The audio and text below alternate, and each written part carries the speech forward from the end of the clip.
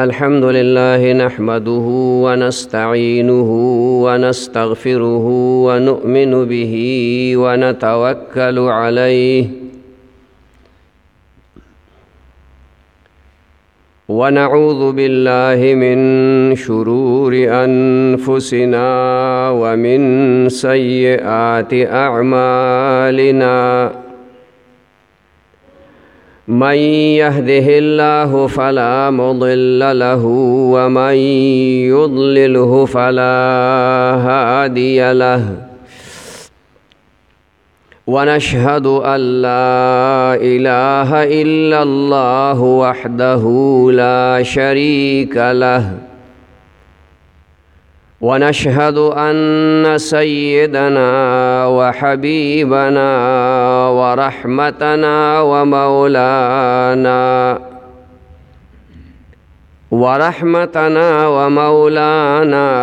محمدا عبده ورسوله أرسله الله إلى كافة للناس بشيرا ونذيرا وداعيا إليه بإذنه وسراجا منيرا أما بعد فأعوذ بالله من الشيطان الرجيم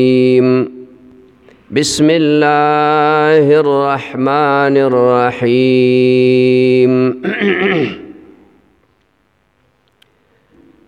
ما كان محمد أبا أحد من رجالكم ولكن رسول الله وخاتم النبيين إن الله وملائكته يصلون على النبي يا أيها الذين آمنوا صلوا عليه وسلموا تسليما اللهم صل على سيدنا محمد وآله وعترته بعدد كل معلوم لك اللهم صل على سيدنا محمد وآله وعترته بعدد كل معلوم لك محترم و مسلمانان ورونو د نبی علیہ الصلاۃ والسلام د سیرت په سلسله کې بیان شروع دغه ځای پوری خبره وشوه چې نبی علیہ الصلاۃ والسلام د طائف د واپسی نه بعد الله جل شانه په 11 کال د نبوت باندې معراج باندې مشرف کو یعنی د اسمانونو د جنتونو دوزخونو سیل په وکړو سدرۃ المنتهى نه برلاړ او د الله جل جلاله سره ملاقات وکړو خبرې اترې وکړې داغه نه بعد نبی علیہ الصلوۃ والسلام چې کله واپس راغې نو د حج په ورځو کې د نبی علیہ الصلوۃ والسلام طریقه دا و چې حج لبا د مختلفو طرفونو نه خلق راغلیو نو نبی علیہ الصلوۃ والسلام با التورته او هغه خلق به د الله دین ترا بلل دعوت به ورکو چې تاسو یو الله اومنی او ما د الله رسول اومنی پدې حالاتو کې د مدینه منورې نه خلق راغله او حج لا مدینه منوره کې دوه قبیلې وی اوس او خزرج دا دواړه مشرکانو دواړه قبیلې هغه بت پرستو او دوه قبیلې التکه د يهود وی بنو نذیر او بنو قریظه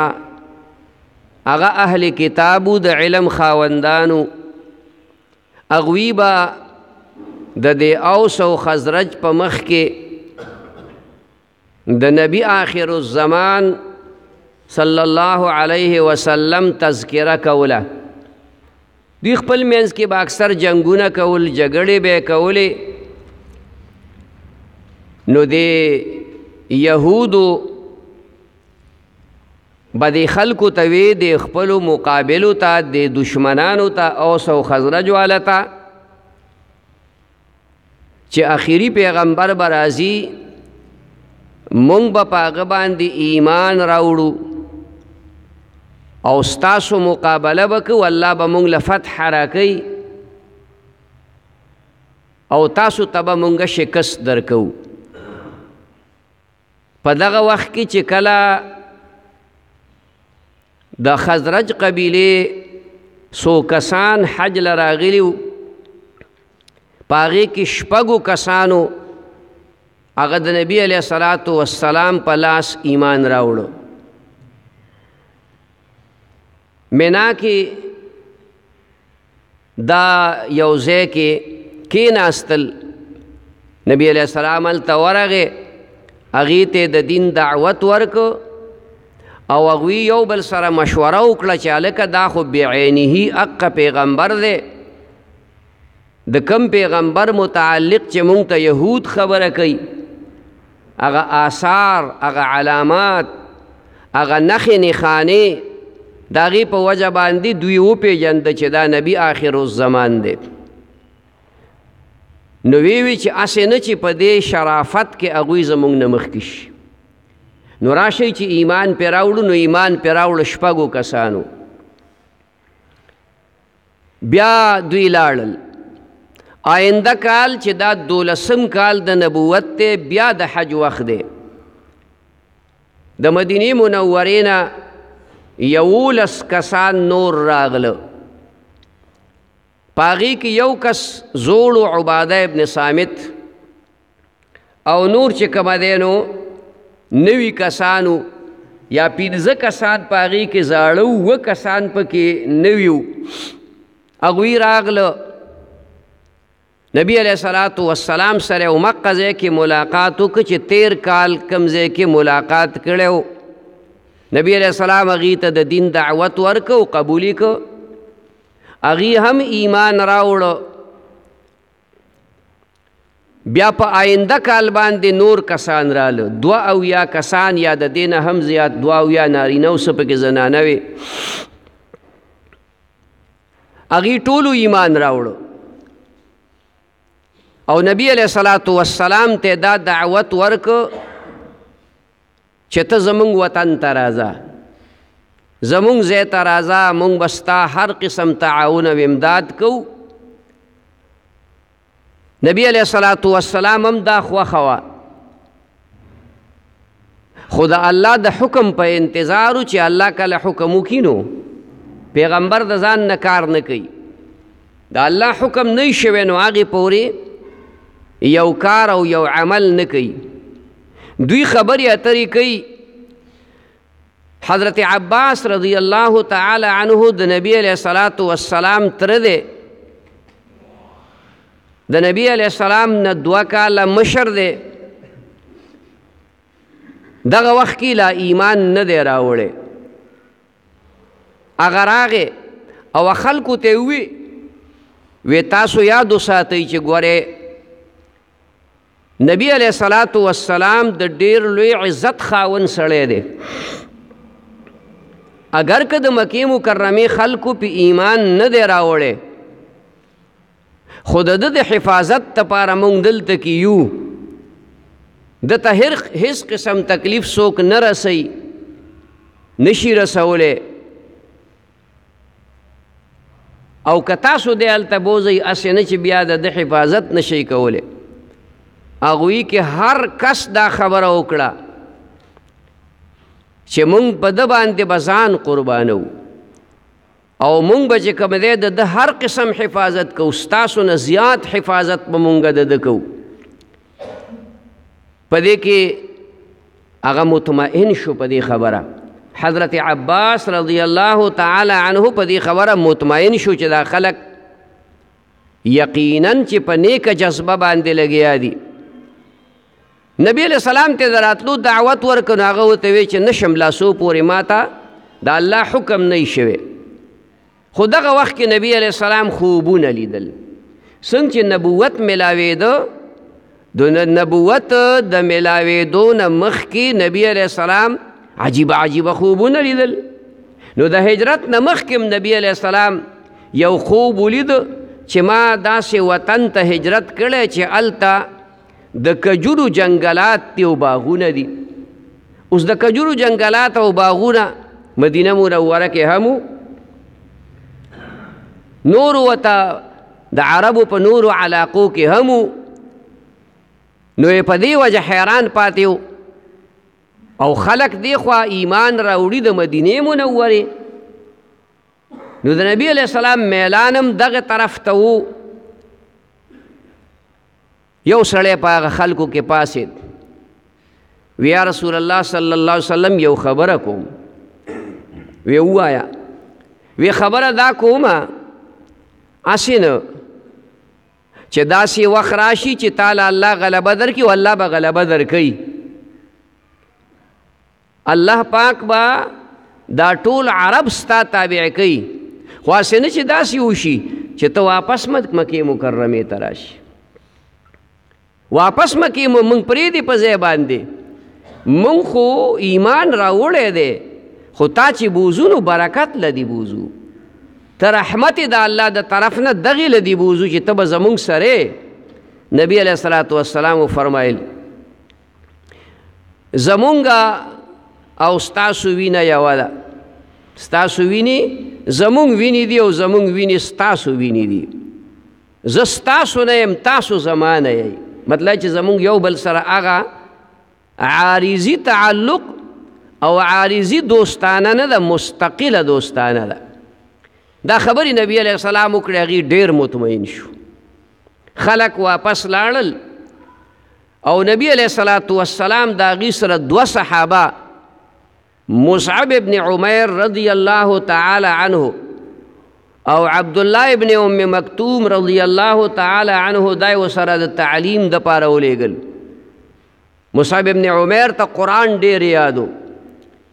او عبداللہ ابن ام مکتوم په سترګو نابینا او قرآن ورته ډېر یادو. نو دی ولېږل چې تاسو هلته خلکو ته تعلیم ورکوئ. داسې کور پاتې نشو چې هغې ته دعوت د دین ونه رسید،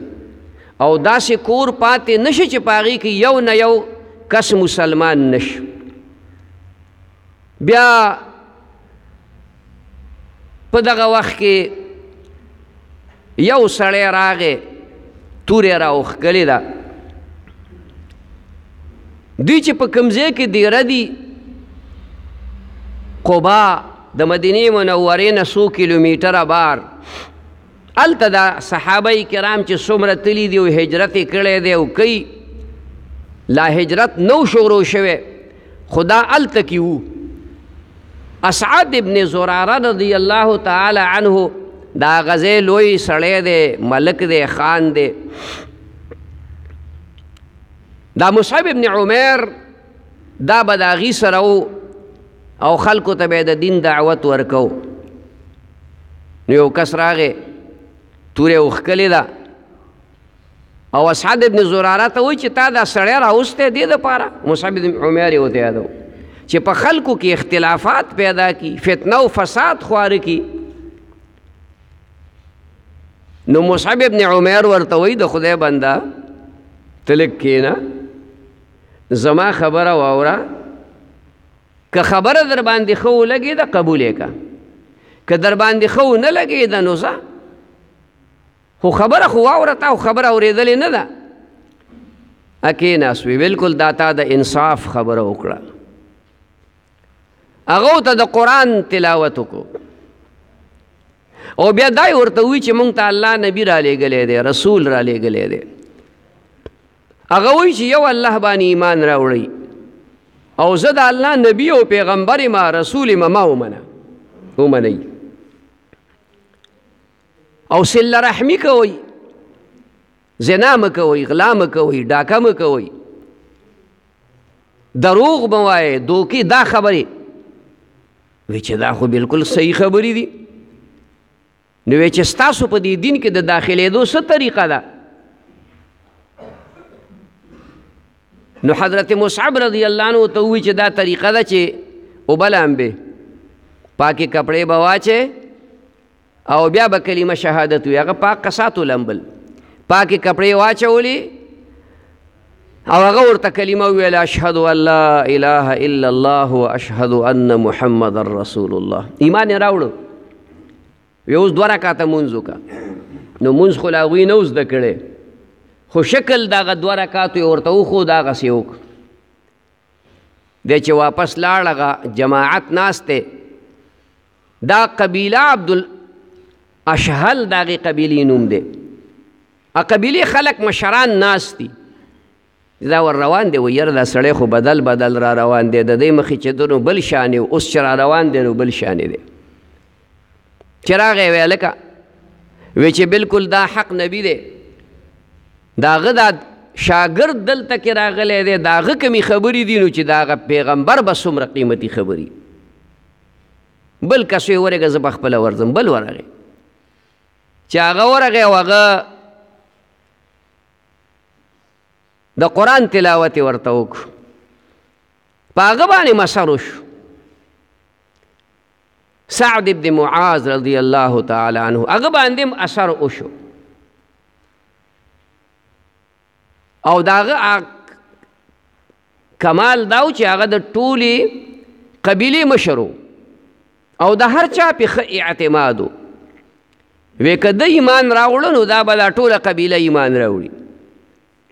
بس هغه ایمان راوړو غسل یې وکړه کپړې بدلې کړې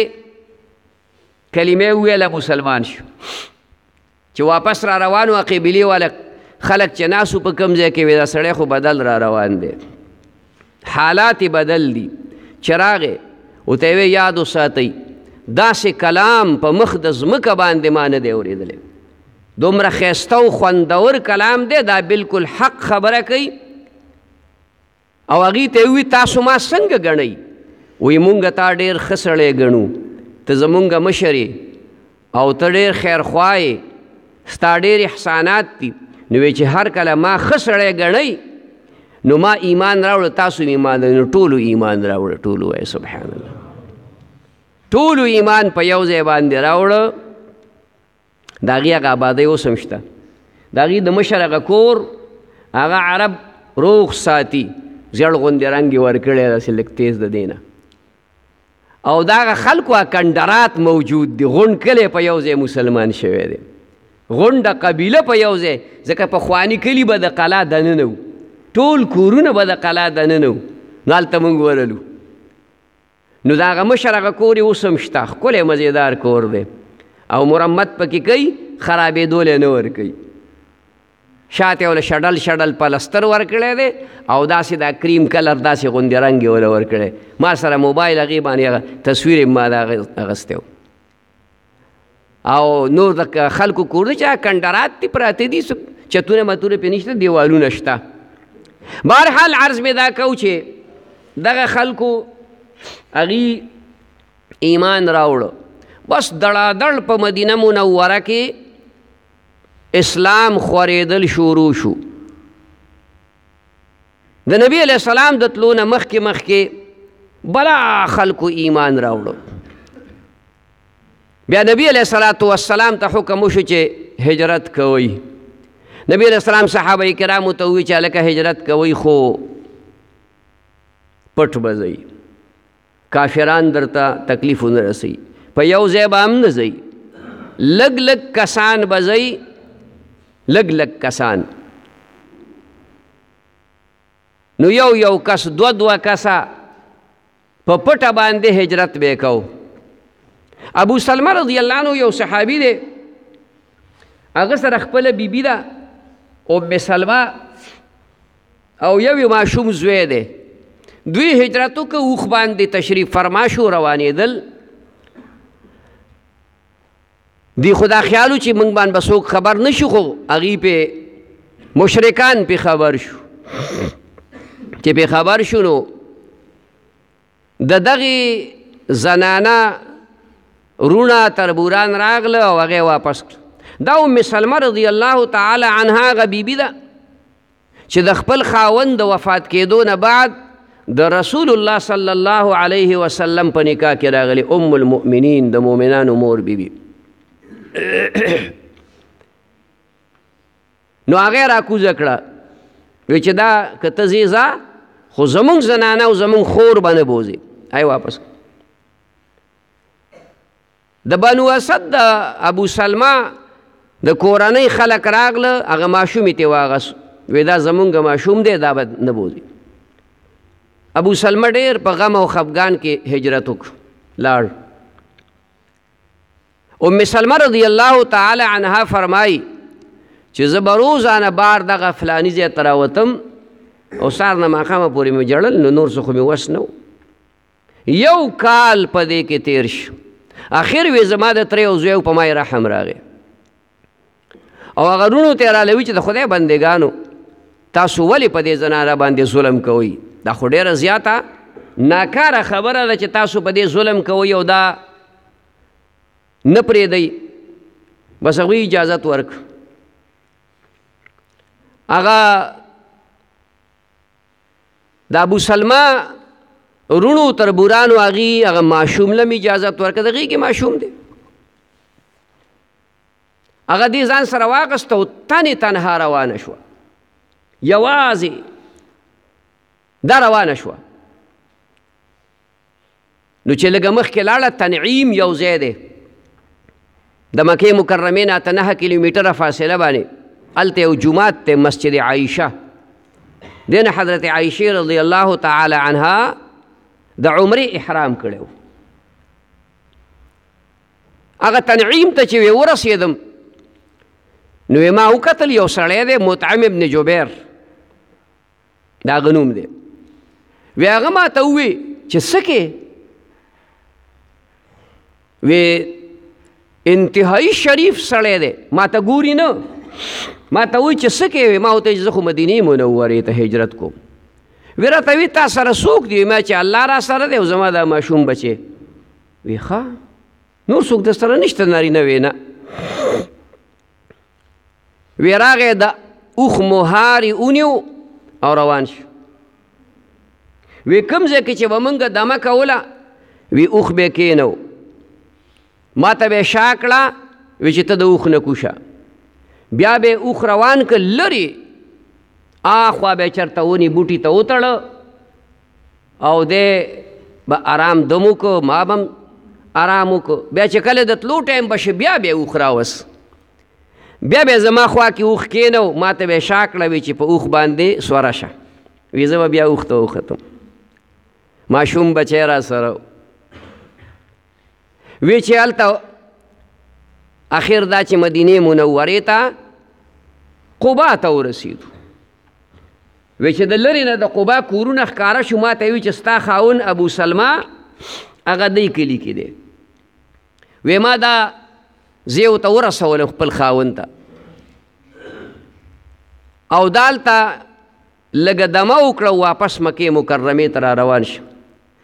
ام سلمہ رضی الله تعالی عنها وی زما د قسم چې ما په ښکله زندګۍ کې د مطعم ابن جبیر په شانتي شریف او با اخلاق او با کرداره انسان چې ته لیدلی دی په دې ټول سفر کې د ما ته نه دي کتلي یا زما نه مخکې روان دی او یا زه چې د سورلۍ نه کوزېږم نو ما ته شا کي بیا زه چې په سورلۍ سورېږم نو بیا ما ته شا کي او په روانه کې خود ما ته شای ابو سلمہ رضی الله تعالی ډیر خوشاله شو ام سلمہ رضی الله تعالی عنها ډیر ځکه دا خوشحالي خبره وه هجرت هم وکړو او د خپل خاون سره هم ملاو شو او د هغې نه بعد بیا صحابه و سلسله شروع شوه ټولګي صحابه هغه به راتلل او مدینې منورې ته چې کوم دی نو هجرت وکړو په دې دوران کې د جمعې یو ورځ باندې اسعد ابن زراره رضی الله تعالی عنه د خلکو ته وی چې هلکه د یهودیانو دپاره د خالی ورځ د برکت ورځ ده او د عبادت او د عیسایانو د پاره نسواراو د پاره د اتوار ورځ ده نو موږ ځان له ورځ ولې نه مقرر کوو نو د جمعې د ورځ ته عربو یوم عروبه وي هغې له هغه نوم کېښود یوم جمعه وی چې د جمعې دا ورځ دا زمونږ د عبادت ورځ شوه او دا نوم د نبي علیه الصلاة والسلام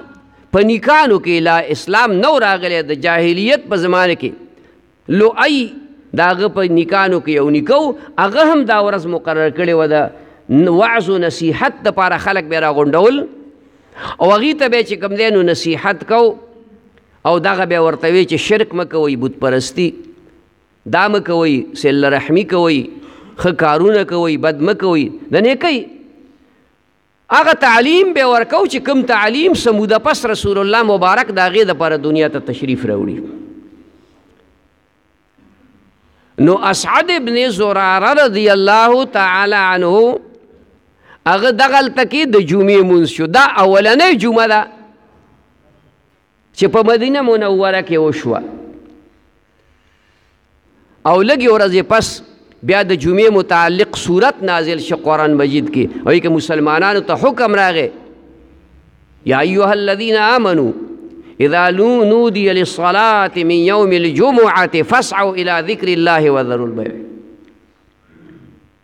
د جمعې اذان وشي نو سیده عبادت لځئ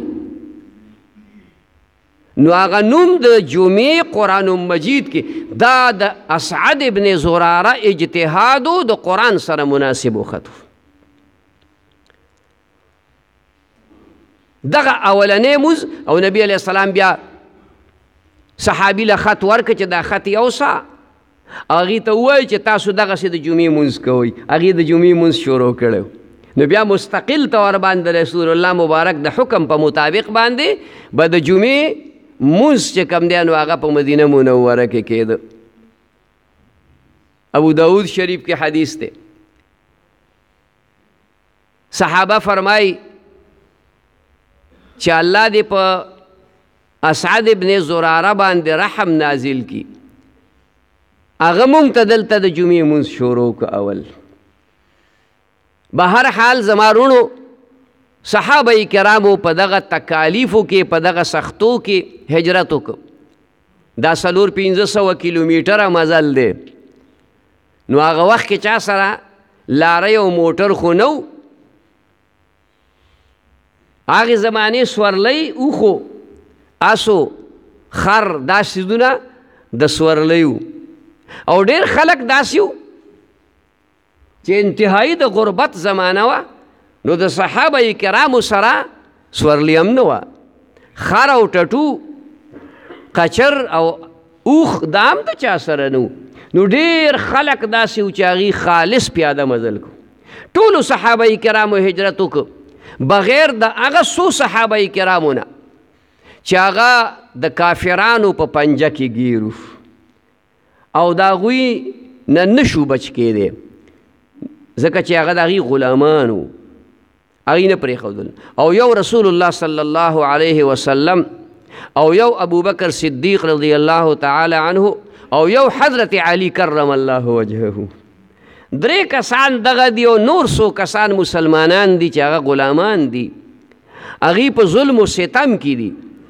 او بیا نبی علیه الصلاة والسلام ته هم د هجرت حکم ملاو شو او بیا نبی علیه الصلاة والسلام او ابوبکر صدیق هم هجرت وکړو انشاءالله که زندگی وه باقی به انشاءالله په بله موقع باندې بیان کو الله دې مونږ او تاسو ټولو ته عمل نصیب کړي ووکي اله العالمین ربنا آتنا في الدنيا حسنة وفي الآخرة حسنة وقنا عذاب النار ربنا لا تؤاخذنا إن نسينا أو أخطأنا ربنا ولا تحمل علينا إصرا كما حملته على الذين من قبلنا ربنا ولا تحملنا ما لا طاقة لنا به واعف عنا واغفر لنا وارحمنا أنت مولانا فانصرنا على القوم الكافرين وصلى الله تعالى على خير خلقه محمد وعلى آله وأصحابه أجمعين برحمتك يا